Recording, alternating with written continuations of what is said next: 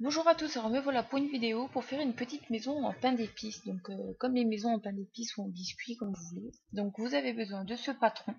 Donc je vous mets le lien en dessous de la barre d'infos euh, parce que ça vous aidera pour les cotes. Donc là je prends de la Fimo couleur Sahara, donc numéro 70. Vous pouvez prendre toute une autre couleur, il n'y a pas de souci, c'est pas très grave.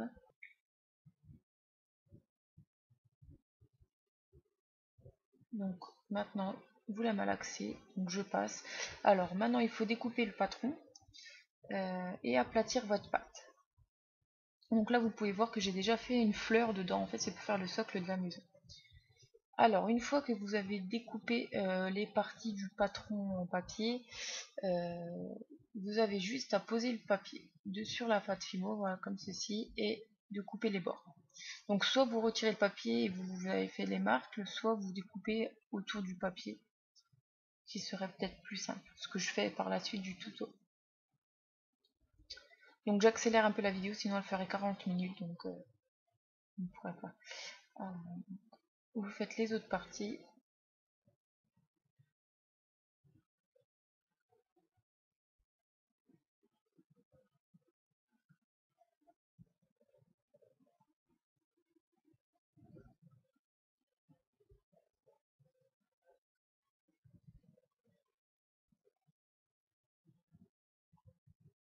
Alors une fois les parties faites, alors moi je vais découper les bords de la maison parce que comme vous voyez j'ai mal découpé mon patron au début. Et en fait les deux parties, donc là ce que je découpe c'est pour faire les cheminées à la base, mais je ne vais pas faire la cheminée dans ce tutoriel, donc je les enlève.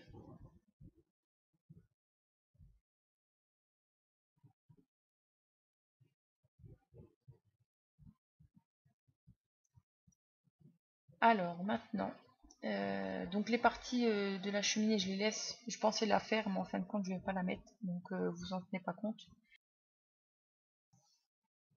Alors là, je raplatis ma pâte pour refaire une façade de la maison, si j'en ai oublié. Voilà.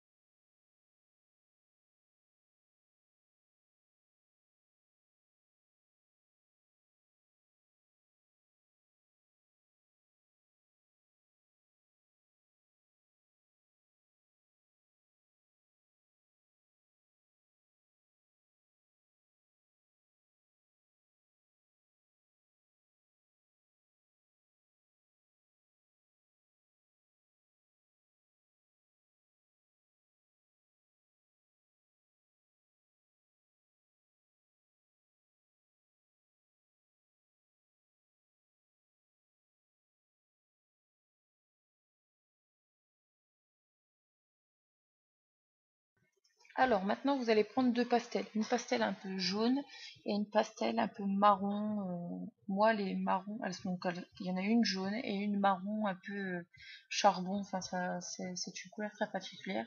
Et un pinceau pour faire l'effet cuit. Donc, il vous faut des pastels sèches et non grasses parce que sinon, ça fait pas du tout le même effet. Donc, moi, ce sont des très vieilles pastels. Ne me demandez pas où je les ai achetés.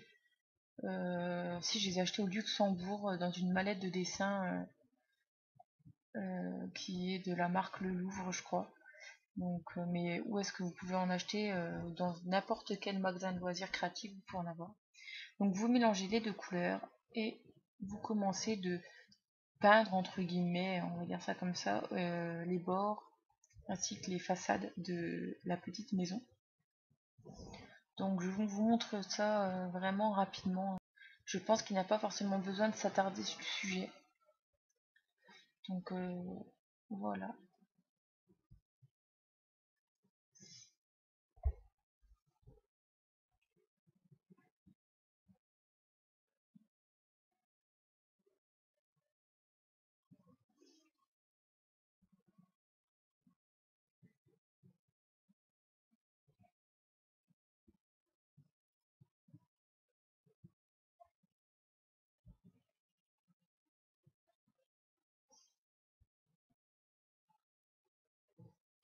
Alors, une fois que l'effet cuit est fait, allez mettre vos plaques au four. Donc voilà, là elles sortent du four, elles sont faites. Alors, dans la petite façade, là j'ai fait une petite porte, j'avais oublié de vous montrer de la faire, donc vous faites la petite porte comme vous le souhaitez. Soit vous la faites, soit vous la faites pas.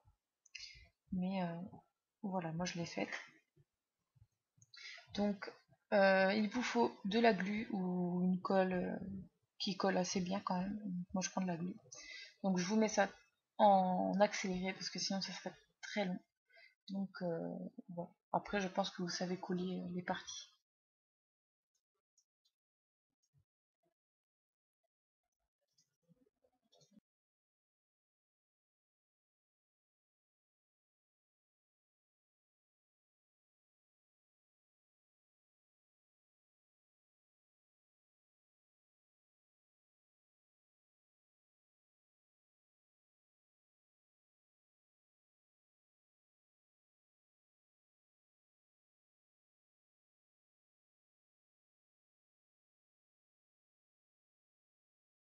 Alors voici le résultat final. Donc ça forcément ça casse pas vraiment des briques, mais nous allons mettre de la chantilly un peu partout. Donc là, il vous faut de la déco 3D ou toutes sortes d'effets chantilly. Je prends un petit sachet en plastique pour faire effet douille. Je n'ai pas de douille adaptable sur le tube de déco 3D qui me permet de faire des tout petits zigouigouis, on va dire. Je sais pas trop comment vous dire. Donc je vais couper vraiment légèrement le bout du sac pour pouvoir faire un tout petit trou et que ça reste tout mini mini. Alors donc je vous montre en détail. Donc pas la peine d'en mettre une tonne dedans, hein, ça sert strictement à rien. Oui, j'en ai pas mis énormément et encore j'en ai de trop. Ça vous fait une petite douille. Voilà. Je laisse un peu l'air au-dessus. Et voilà. Et maintenant, vous décorez la petite maison comme vous le souhaitez. Alors moi, l'effet final n'est pas forcément le plus joli qui existe, hein, mais c'était mon premier essai, donc je pense en refaire bientôt. Et je ne dis pas que ce tuto est forcément très facile, hein. Alors le système de cette douille permet de, voilà, de faire vraiment des petits dessins tout fins, tout petits.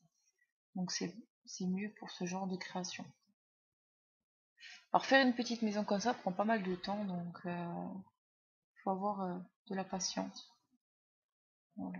Et il faut essayer de pas s'en mettre partout.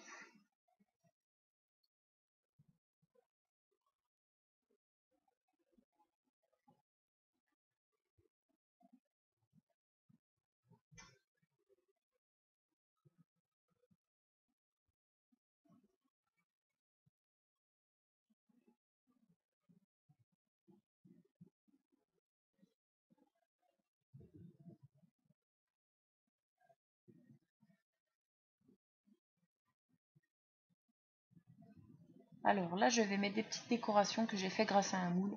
Donc c'est des petits biscuits. Euh, donc n'importe quelle décoration ira, hein, bien entendu. Moi j'avais ceux-là, donc je les avais déjà faites, donc c'est parfait.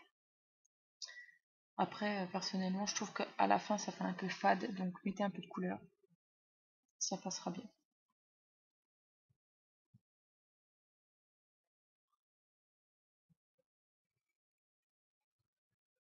Vous mettez des petites décorations. Alors c'est pas forcément très facile de mettre des décorations, mais bon, je fais de mon mieux. Donc voilà le résultat final, on va dire, à peu près, hein. Je refais quelques retouches, mais voilà ce que ça peut donner. Mais je vous conseille de mettre un peu plus de couleurs, du rose pastel, bleu pastel, des choses comme ça fera super joli. En sachant que pareil, le socle de la maison est un peu petit, je trouve. Donc avoir un plus gros socle permettrait de mettre d'autres décorations, ça pourrait faire beaucoup plus joli que celui en fleurs là. Mais j'avais que ce moule là, donc voilà. Là je repose encore des petites gourmandises dessus. Donc pareil, il faut utiliser une pince à épiler parce que c'est vraiment tout petit. Donc je vais vous montrer la maison de plus près. La qualité n'est pas forcément très jolie parce qu'il fait pas beau et du coup il faut absolument allumer la lumière.